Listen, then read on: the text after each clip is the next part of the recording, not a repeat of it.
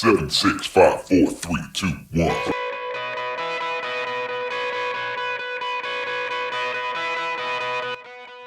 Hi, I'm Artemis Flynn.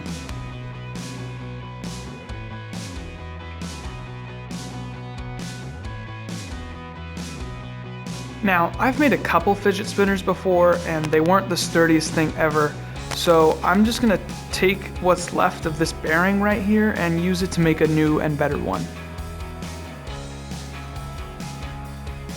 This is an old 3D printer extruder. It's what the plastic comes out of in a 3D printer, and they actually have some really nice bearings inside. Just kidding, I didn't break it apart with a hammer. That'd be too messy and they're just too expensive for me to feel comfortable doing that.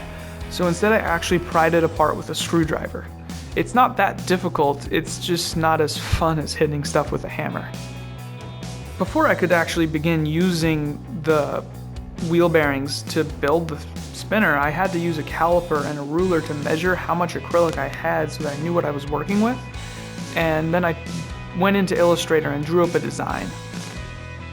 Next, I took that Illustrator file and I plugged it into the software that comes with the Universal Laser PLS45 that I have the opportunity to use, and I used that to cut it out of the acrylic that I'd been saving.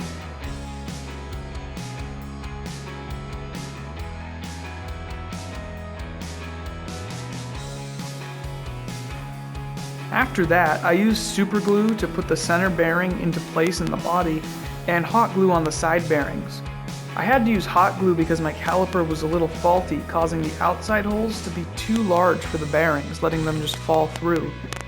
Since hot glue is thicker than super glue, I used that to add more material and make up the difference.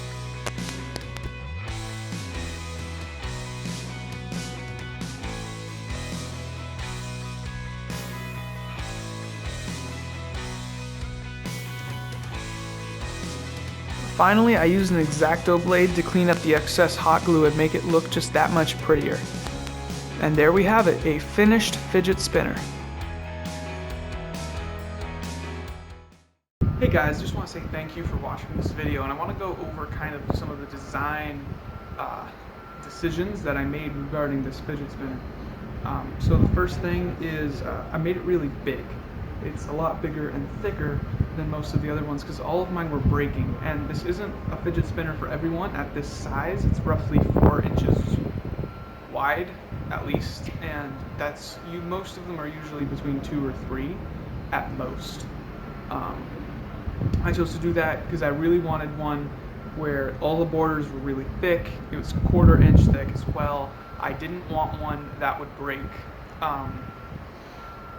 I also just chose clear acrylic. I did the bow tie instead of a triangle. I want to do a triangle. I've got about 2 or 3 other two or three other iterations I want to do before I'm done with fidget spinners for now. But I didn't have enough acrylic to do that. I have another project that you'll see a little later in the month, I hope, maybe next month.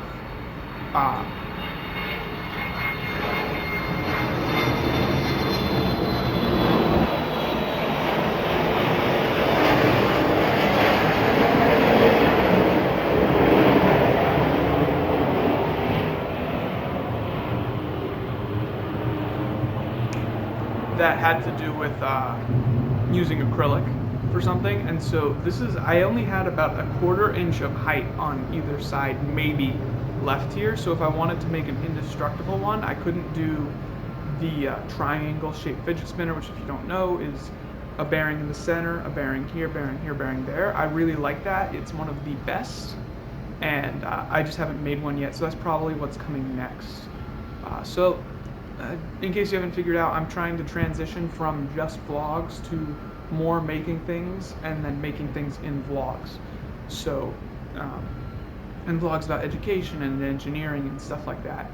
So, sorry it took so long. School is still hectic as always. You'll see in the next vlog a little bit about how busy things are, but not really. There's just a lot of things I can't always film, which is why I do want to transition into more tutorials and making videos to supplement for the fact that I can't vlog as often or as interestingly as I'd like to. And man, all the aviation majors are flying today. Anyway, thanks for watching. Feel free to like and subscribe, and see you in the next one.